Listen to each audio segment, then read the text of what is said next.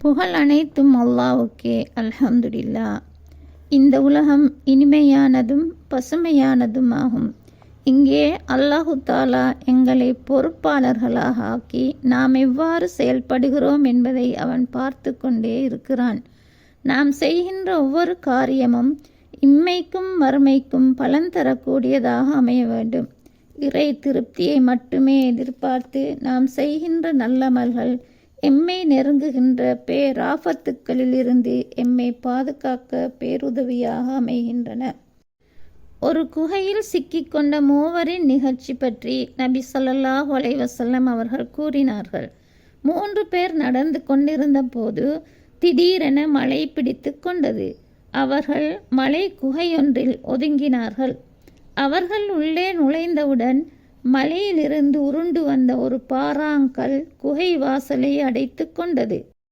வெளியேற முடியாமல் திணறிய மூவரும் அப்போது தமக்குள், நாம் வேறெவருடைய திருப்திக்காகவும் இன்றி அல்லாஹ்வுக்காக என்ற தூய்மையான முறையில் செய்த நற்செயல்களை நினைத்து பார்த்து அவற்றை முன்வைத்து அல்லாஹ்விடம் பிரார்த்திப்போம்.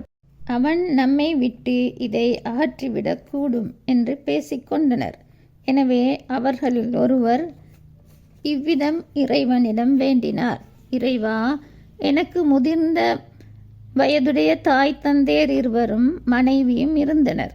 எனக்கு சிறு குழந்தைகளும் உண்டு. நான் இவர்களை பராமரிப்பதற்காக ஆடுகளை மேய்த்து கொண்டிருந்தேன்.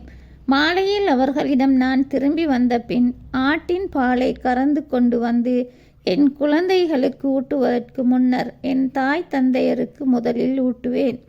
ஒரு நாள் இலைத்தலைகளை தேடியபடி வெகு தூரம் சென்று விட்டேன்.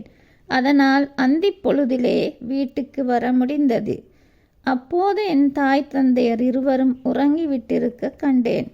உடனே எப்போதும் போல பால் கறந்து பால் செம்புடன் வந்தேன்.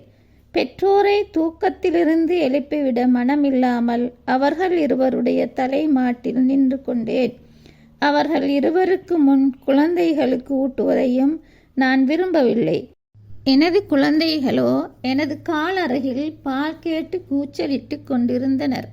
இதே நிலையில் நானும் அவர்களும் இருந்து கொண்டிருக்க வைகரையும் வந்துவிட்டது. இறைவா, நான் இச்செயலை உனது உவப்பை நாடியே செய்தேன் என்று நீ கருதியிருந்தால் எங்களுக்கு இந்த பாறையை சற்றே நகர்த்துவாயாக. அதன் வழியாக நாங்கள் ஆகாயத்தை பார்த்து கொள்வோம். அவ்வாறே அவர்களுக்கு அல்லாஹு தாலா பாறையை சற்றே நகர்த்தி கொடுத்தான். அவர்கள் ஆகாயத்தை பார்த்தார்கள். இரண்டாமவர் பின்வருமாறு வேண்டினார். இறைவா, எனக்கு என் தந்தையின் சகோதரருடைய புதல்வி ஒருத்தி இருந்தால் மிகவும் ஆழமாக அவளை நான் நேசித்தேன். ஒரு நாள் அவளிடம் 100 பொற்காசுகள் கொடுத்தால் தவிர எனக்கு இணங்க முடியாதென மறுத்தாள். நான் கடுமையாக உழைத்து 100 பொற்காசுகளை சேகரித்தேன். அவற்றை எடுத்துக்கொண்டு அவளை சந்தித்து அவளுடைய 2 கால்களுக்கிடையே அமர்ந்தபோது அவள், அல்லாஹ்வின் அடியானே, அல்லாஹ்வை அஞ்சிக்கொள், முத்திரையை அதற்குரிய உரிமையின்றி திறவாதே என்று சொன்னாள். உடனே நான் அவளை விட்டுவிட்டு எழுந்துவிட்டேன். இறைவா, இதை உனது உவப்பை பெற விரும்பியே நான் செய்ததாக நீ கருதினால் இந்த பாறையை எங்களுக்காக இன்னும் சற்று நகர்த்துவாயாக. அவ்வாறே அல்லாஹு தாலா சற்றே நகர்த்தினான். மூன்றாமவர், இறைவா, நான் ஒரு ஃபரக் அளவு நெல்லை கூலியாக நிர்ணயித்து கூலியால் ஒருவரை பணிக்கு அமர்த்தினேன். அவர் வேலையை முடித்துவிட்டு என் கூலியை கொடு என்று கேட்டார். நான் ஒரு ஃபரக் அளவு நெல்லை கொடுத்தபோது அதை அவர் பெற்றுக்கொள்ளாமல் புறக்கணித்து சென்று விட்டார். பின்னர் நான் அதை நிலத்தில் விதைத்து விவசாயம் செய்து வந்தேன். அதில் கிடைத்த வருவாயிலிருந்து பல மாடுகளையும் அவற்றுக்கான இடையர்களையும் சேகரித்து விட்டேன். பின்னர் ஒரு நாள் அவர் என்னிடம் வந்து, அல்லாஹ்வை அஞ்சு, எனது உரிமையில் எனக்கு அநீதி இழைக்காதே என்று கூறினார். அதற்கு நான் அந்த மாடுகளிடத்திலும் அவற்றின் இடையர்களிடத்திலும் சென்று அவற்றை எடுத்துக்கொள், அவை உனக்கே உரியவை என்று சொன்னேன்.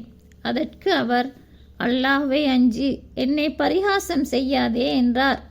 உன்னை நான் பரிகாசம் செய்யவில்லை, இந்த மாடுகளையும் இடையர்களையும் நீயே எடுத்துக்கொள் என்றேன். அவர் அவற்றை பிடித்து கொண்டு சென்றார். இறைவா, நான் இந்த நற்செயலை உனது உவப்பை பெற விரும்பியே செய்ததாக நீ கருதினால் மீதியுள்ள அடைப்பையும் நீ அகற்றுவாயாக. அவ்வாறே மீதியிருந்த அடைப்பையும் அல்லாஹு தாலா அகற்றி அவர்களை வெளியேற்றி விட்டான். இந்த ஹதீஸ் எமக்கு உணர்த்துகின்றது இதை: எவ்வளவு பாரிய ஆபத்துக்களும் நாம் செய்த நற்செயல்களினால் எம்மை பாதுகாக்க உதவும் அல்லவா? எல்லா நற்செயல்களையும் இறைவனுக்கு அஞ்சி அவனுடைய திருப்திக்காக மட்டுமே செய்து ஈருலகிலும் வெற்றி பெறுவோம் இன்ஷா அல்லாஹ்.